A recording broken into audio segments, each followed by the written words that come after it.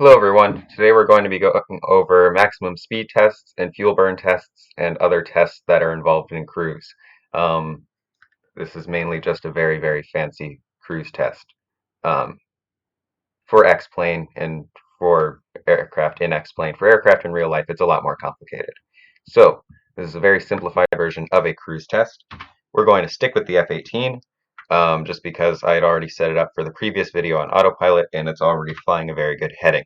So what we're going to want to do, we're going to want to take it off pause. The autopilot's still flying it for us, so that's fine, which means we can kind of just look around the cockpit and figure out where things are. So for the maximum speed tests, there are going to be two tests you're going to want to run. Maximum speed at maximum speed with afterburner and maximum speed with military power. Military power just means as fast as you can go without using the afterburners. Sorry. Alright, so for this test, you're going to want to keep everything on except auto throttle. You can turn auto throttle off. From there, let's say we want to do our afterburner test, or our maximum speed test with afterburners. We're going to increase our throttle to full, and you can see here that we're cooking. And oh boy, there are the instabilities already. Okay, so you may notice that this happens in X-Plane, but eventually you'll get to the point where it starts experiencing instabilities at supersonic speeds. This is because X-Plane 9 and most of the X-Planes are really more geared towards flying with GA aircraft, or general aviation aircraft, and it has an issue. It doesn't really like it when we do this to it. So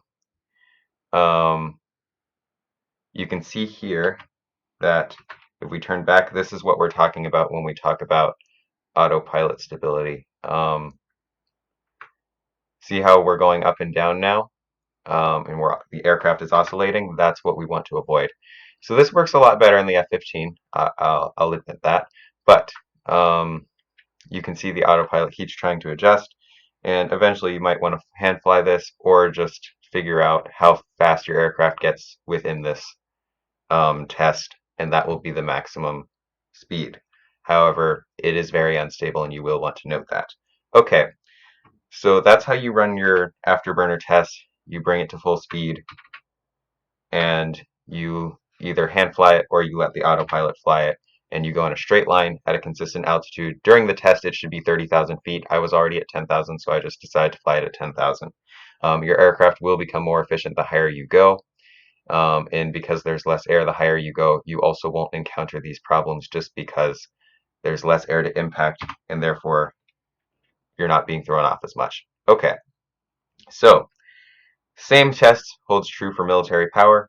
You're going to want to bring your aircraft down to mil power by bringing it right to the point where you can fly without afterburners, where you're flying at full throttle without afterburners, which isn't really full throttle, but it's full throttle without afterburners. So then you're going to want to fly that same test for a certain period of time until your everything settles out. And then once everything settles out, you're going to want to fly that condition for a full minute. And then after that, you're going to record your fuel burn within that minute based on the data you collected. And then from there, you can use it to calculate your fuel burn with the previous test with afterburner, and then your fuel burn with mil power. And that's where those cruise tests come in. So if you look at the RFP, you're going to see down here, max time with afterburner. That's going to be something that comes from this test.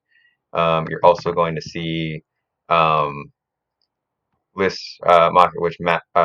lift drag is achieved. That's going to be something else that comes from this test. Range and endurance, that's another thing that's coming from this test. Top speed at full afterburner, military power, the main things that are going to come from this test, but they're also going to show these in the cruise testing. And you may want to fly your cruise testing, and you're going to have to fly your cruise testing at different speeds as well. Not all of this will be from these tests, but they all follow the same general procedure, and the data you get and the way you'll use the data you get from those tests and some math to calculate your results for these tests. All right. Other than that, that's about it. Thank you, everyone. Have a good day, and see you next video. Bye.